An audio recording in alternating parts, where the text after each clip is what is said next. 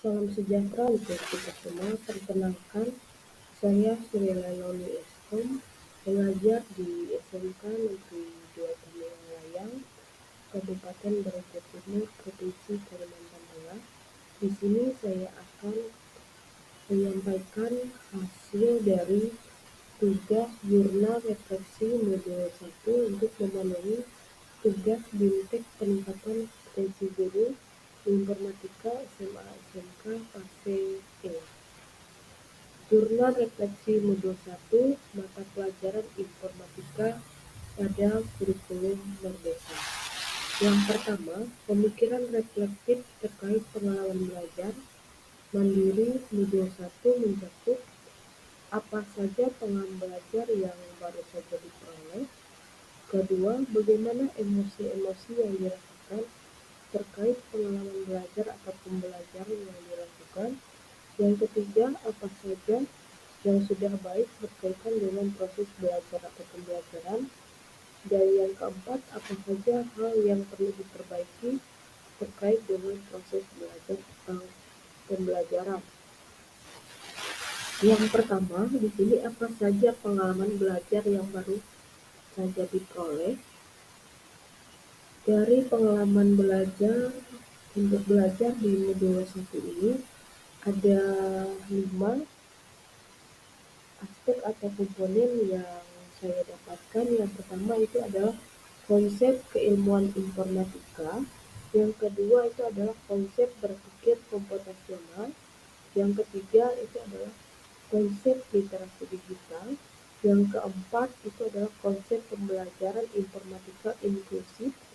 Dan yang kelima itu adalah integrasi profil pelajar Pancasila dalam pembelajaran informatika.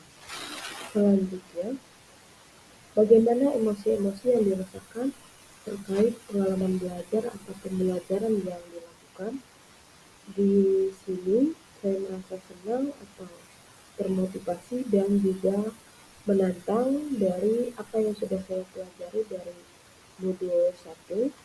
Di sini saya senang untuk mendapatkan pengetahuan atau ilmu baru dari modul yang telah dipelajari dan termotivasi untuk terus belajar dan merasa menantang bagaimana cara untuk bagaimana cara nantinya untuk membuat peserta didik lebih aktif di dalam proses belajar untuk mempelajari materi informatika. Selanjutnya, hal apa saja yang sudah baik atau berkaitan dengan proses belajar atau pembelajaran.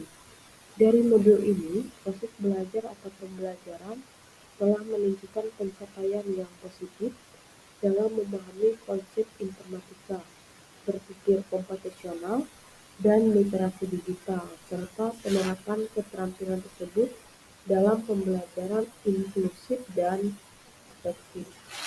Selanjutnya, apa saja hal yang perlu diperbaiki terkait dengan proses belajar atau pembelajaran. Yang pertama itu adalah gaya belajar. Di sini gaya belajar menggunakan gaya belajar visual atau tayangan video agar lebih mudah memahami materi modul 1 ini. Jadi tidak hanya ditampilkan dalam bentuk teks atau file PDF, tapi nantinya ada berupa gambar atau tayangan video atau video. Selanjutnya yang kedua itu adalah lingkungan belajar. Jadi memastikan lingkungan belajar yang kondusif, tenang, dan bebas gangguan. Selanjutnya analisis implementasi modul 1 dalam konteks guru informatika mencakup pertama, apa pertanyaan kritis yang berhubungan dengan konsep materi sehingga tergali materi lebih jauh. Yang kedua, apa wawasan atau insight baru dari materi yang dipelajari. Ketiga, apa tantangan yang sesuai dengan konteks asal guru informatika. Dan yang keempat, apa saja alternatif solusi terhadap tantangan yang ditemukan. Pertama, apa pertanyaan kritis yang berhubungan dengan konsep materi sehingga tergali materi lebih jauh. Pertama, bagaimana konsep berpikir komputasional dapat diterapkan dalam menyelesaikan permasalahan nyata. Dua, bagaimana teknologi informasi dan komunikasi dapat digunakan untuk menciptakan solusi inovatif dalam berbagai bidang. Ketiga, apakah ada batasan atau hambatan tertentu dalam menerapkan konsep informatika dalam konteks nyata? Yang keempat, bagaimana konsep literasi digital dapat membantu dalam memahami dan mengkonsumsi informasi yang ditemukan di internet. Mari kita jabarkan satu persatu. Yang pertama, apa wawasan atau insight baru dari materi yang dipelajari? Pertama, pentingnya konsep informatika dalam pendidikan modern. Kedua, modul ini memberikan wawasan baru tentang konsep berpikir komputasional. Ketiga, pentingnya literasi digital dalam era digital saat ini. Selanjutnya, apa tantangan yang sesuai dengan konteks asal guru informatika?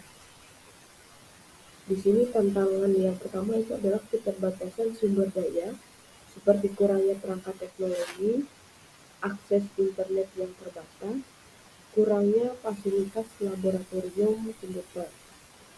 Tantangan yang kedua itu adalah guru informatika menghadapi tantangan dalam mengembangkan budaya digital yang positif di sekolah dan meningkatkan literasi digital bagi peserta didik.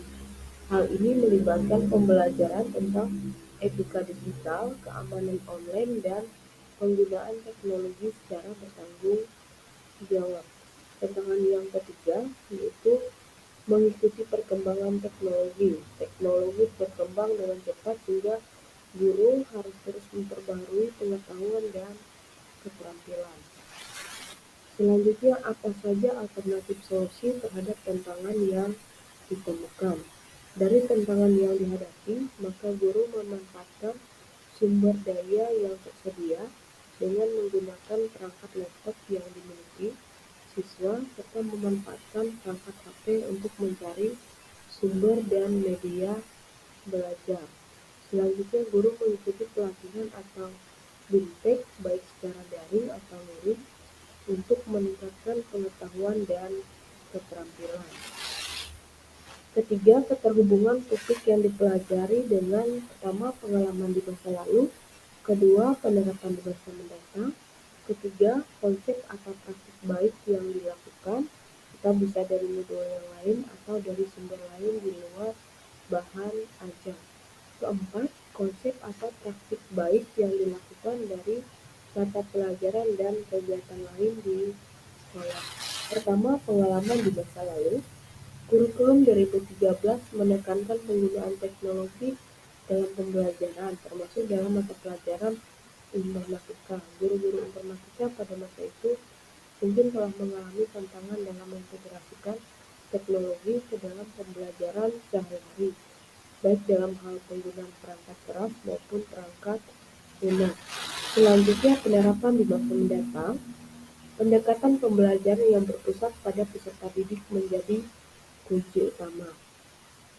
Selanjutnya, penerapan informatika di masa mendatang diharapkan dapat menghasilkan peserta didik yang mampu berpikir komputasional, literasi digital, dan siap menghadapi tantangan di era digital yang terus berkembang.